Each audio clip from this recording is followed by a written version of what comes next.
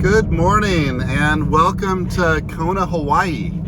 I currently am getting ready to do a 70.3 half Ironman tomorrow, and wanted to start documenting. I think I'm going to start posting these to YouTube, but just wanted to make a video outlining the last 6 months and the training that I've been under getting ready for this half Ironman. But more so, I'm getting ready to start rebuilding a house in New Hampshire. And so anyways, spending a little bit of time in Hawaii before I head out to New Hampshire. I bought a property in a little town called Sandwich, New Hampshire, which was founded because it was named after the Duke of Earl, the Duke of Sandwich of England, and thought that it would be a really fun property to cultivate and turn into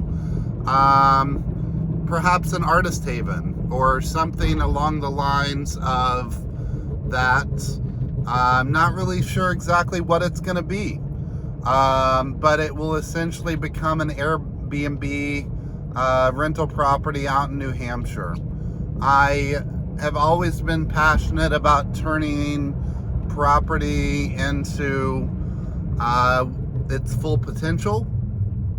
The house that I bought is a 1900 farmhouse, which in no way is one of the oldest, but probably one of the best well built, because I'm sure come 1900 the Amish were in the area and they really knew how to build houses in New Hampshire. So ultimately, I think that's what I'm going to turn my YouTube channel into. Ultimately, I will cultivate this house and it will become a place for me to go, and hopefully others will enjoy that also. Not really going to get too much into it, just excited about the potential of this house, and wanted to start a YouTube channel to kind of document the process. I'm 43 years old. Really have learned, at least in the last year of my life, that I think spoken words are way more important than wasting your time via text or short conversations with people. I really enjoy storytelling. And when it comes to storytelling, there's just no better way to convey than to start being a videographer and discuss and having conversation about what it is that I'm going to take on. I myself have always been an adventurer and have always been passionate about life and stories and culture, history. Not so much in school. Once I got out of school, I started to appreciate history. Once I got out of school, I really started to understand culture. When I was 12 years old, I went to Africa. And by going to Africa when I was 12 years old, we had no chaperones. There were literally no chaperones. There was about 20 of us. Our chaperones were like 18 to 25-year-olds for the most part. And they ultimately let us run around Africa, Zimbabwe, on this trip. And while we were going through the London airport at the time in the early 90s, jars of peanut butter were made out of glass. And we ran around the London airport with a jar of peanut butter and played football with it. And wouldn't you know that jar of peanut butter shattered all over the London Heathrow airport at the time, because we weren't going to catch it and it exploded.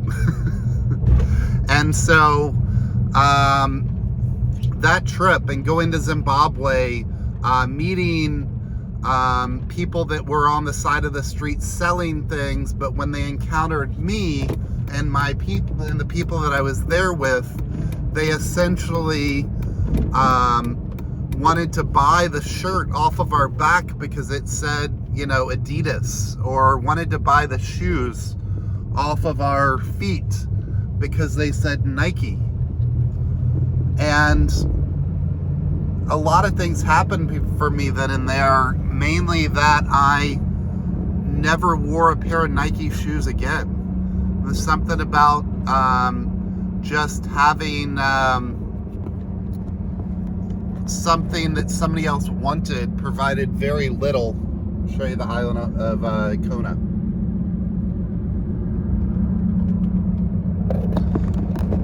Having something on my feet or on my back that somebody else wanted to buy provided little to no importance to me. It was, as a 12-year-old, it was eye-opening. It essentially opened my eyes that there are people in this world that are just wanting to consume and be consumers, but I myself had no interest in that shortly after that.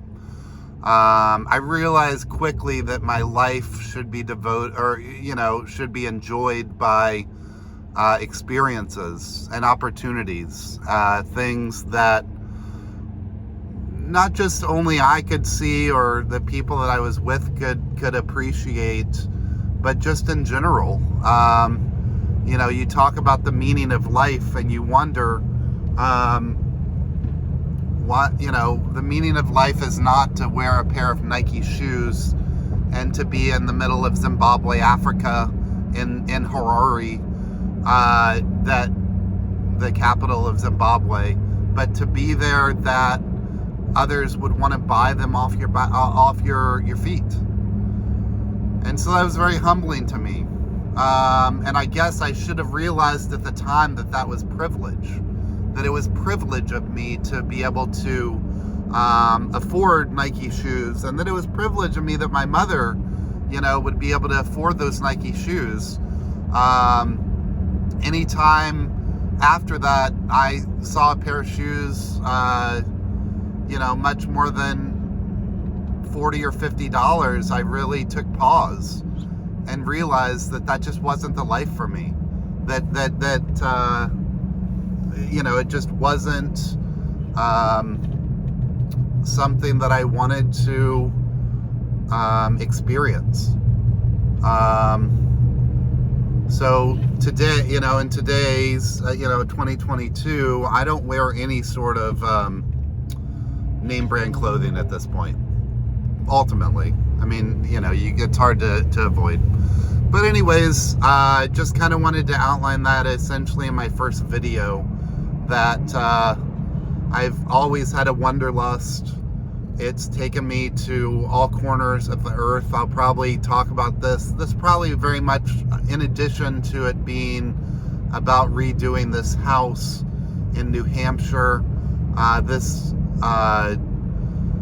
My video channel that I haven't created yet will probably end up becoming very much a travel history channel that that others hopefully will enjoy, but at least it'll be fun to document.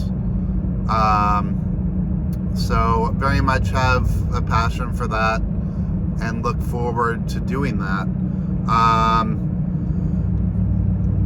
The reason that I appreciate YouTube is that it's kind of against the norm. It's against, I work in television and film, but it's against the norm when it comes to videos.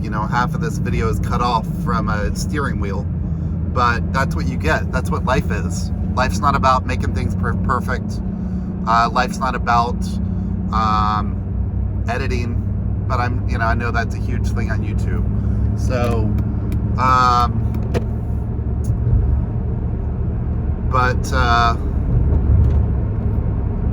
hopefully other people will find this entertaining.